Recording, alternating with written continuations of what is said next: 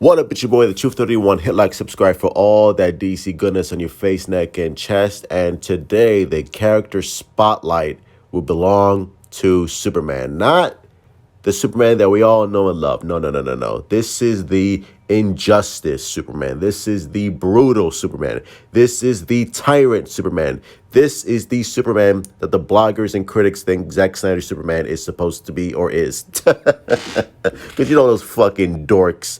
But this Superman, created by Ed Boon, obviously first created in the video games fighting game. I never played it, but I'm not that big of a fighting game guy. But I read the story. I love the story, by the way, and the prequel series written by Tom Taylor. That's the one I delved into. That's the one I love, and that's the one I will be talking about because this Injustice Superman.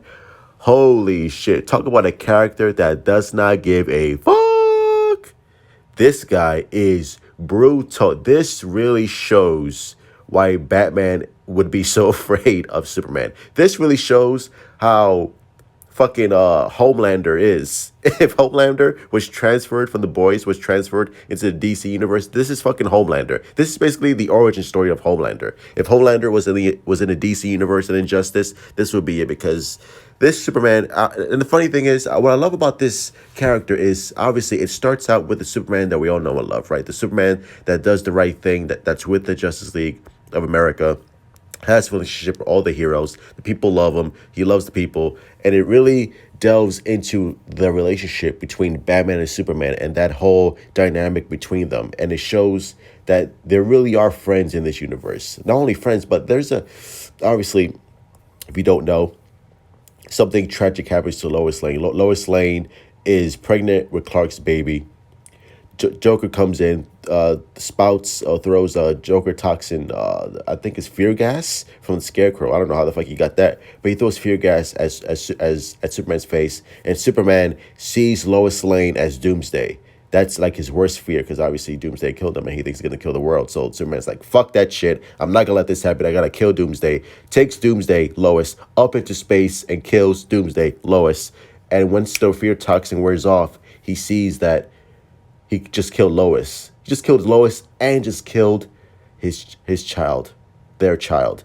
And of course, this enrages Superman with that iconic shot of Superman. Obviously, Joker's in jail.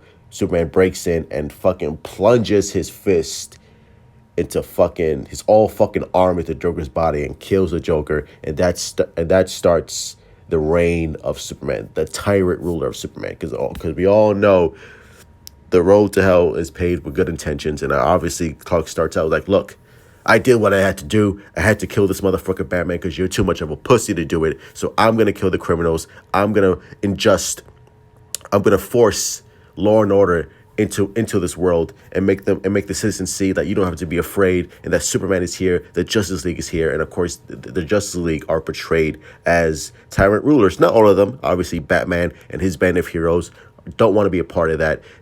Obviously, he's fucking like you're becoming a fucking dictator, Clark. I'm not part of that. And some Justice League members are part of that. Specifically, Wonder Woman, who in this universe it seems Superman and Wonder Woman have a loving relationship now because obviously Lois is gone and Wonder Woman's like, hey, Lois is gone, that bitch is dead, so I'm gonna be your number one girl now. So they have a relationship, and Wonder Woman is just as brutal, if not more, than Superman in this universe. So it's just like, god damn. It's like, but basically, this whole book just like it paints the DC heroes, in most of them, especially Superman, in such a bad light because it's heartbreaking to see the Superman character really go down this road. And you could see what Tom Taylor does brilliantly. It shows he just doesn't turn evil overnight. It slowly but surely turns Superman into the man that we all know and love, into this really monstrous character. It really he just goes deeper and deeper and deeper into this psychotic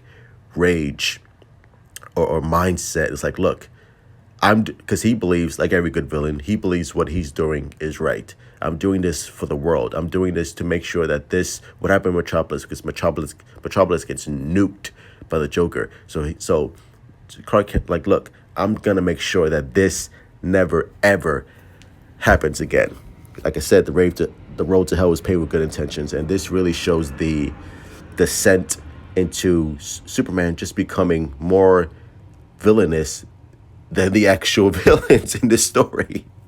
And again, and it really it's a multi-layered, multifaceted character depiction of Superman because he's not just all bad. He's not just all good. He has doubts. But he's so fixated on this idea that I have to do this, that I'm the only one who can really save the world. I was put here to save the world, and this is great. And there's a great scene between Jonathan and Martha Kent and Kal-El Clark's birth parents, and there's a scene where Laura tells Martha, like, I'm so sorry that I brought my son here to your earth and this happened. And it's just like, damn, just like shit. That fucking hit home because, you know, obviously Superman is like the symbol of hope. He's the symbol of truth. He's the symbol of justice. And to see their son just become this violent, ruthless dictator, it's really heartbreaking to see for the characters and for us, the readers, because we don't want to read that shit.